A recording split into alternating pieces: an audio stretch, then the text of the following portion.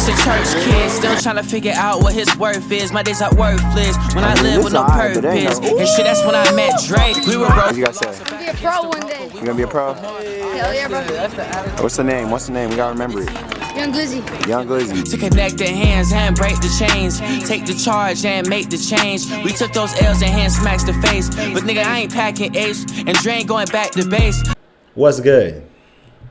This is a background video on myself, and I'll also be putting the format of how the interviews will be working at the end, just so that y'all know what's going on, and for the artists that want to get an interview, so that y'all know how the show's gonna work.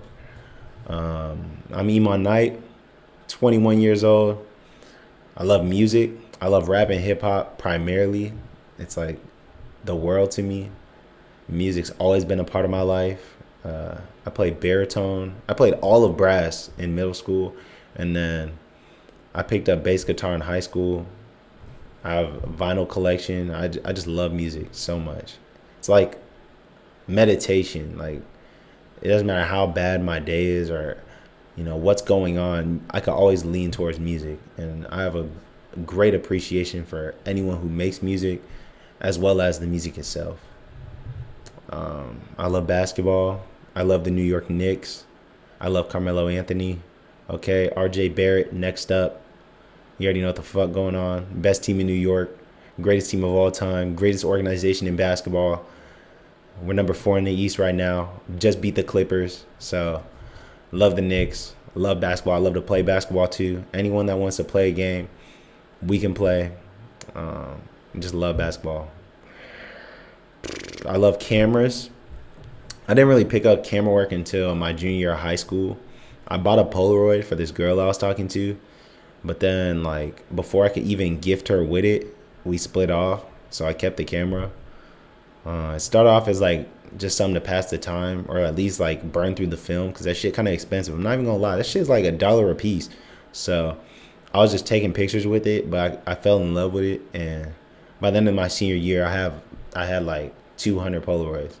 So graduating, then I moved on to DSLR, still just pictures, but most DSLRs, like the ones that I have, they have video function as well. So I started taking video as well, and I realized that I like video more than camera work. I mean, photography is cool, like a picture will tell 1,000 words or whatever the fuck they be saying, but to me, I love pictures and I love video because you can relive a memory, and nothing puts you back in time and feels more real than being able to press play and literally watch what happened all over again. And it's just a beautiful thing to me. So I picked up the camera, or the video portion of camera work, probably about a year ago, just messing around until I got this camcorder I got now, and now I'm ready to work.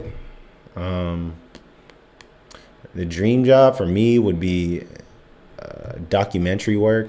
I'd love to go on tour with someone and just film the behind the scenes portion of it. I feel like that's the coolest thing in the world. You're going on tour with this super famous, super cool person, watching how it all goes on. There's so much that you'll never understand about the music industry, and being behind the scenes and living that experience is something that I would kill for, quite honestly. But in the meantime, I'll be doing interviews. Super excited to do that as well. It's something that I really set out to do about a year ago, but I didn't have the equipment or the opportunity to do it until very recently, and I'm just going to jump on it now so that time doesn't pass me by. How the interviews are going to work, it's really a 2-part or 2-segment show. There's the first portion, which is the main interview with this green screen. That's when we're going to sit down and really dig deep on your music, what you're doing, why you're doing it, when the next shit's going to drop, the inspiration behind what you're doing. I'm just going to, pound hard about your music and your work. Each artist obviously is going to have their own set of questions because everybody's different.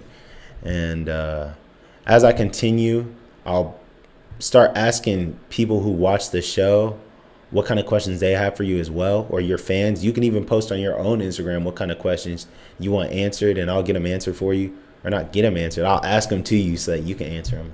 But I'd prefer if you do something like that you send all of the questions to me. I don't want to script the interview.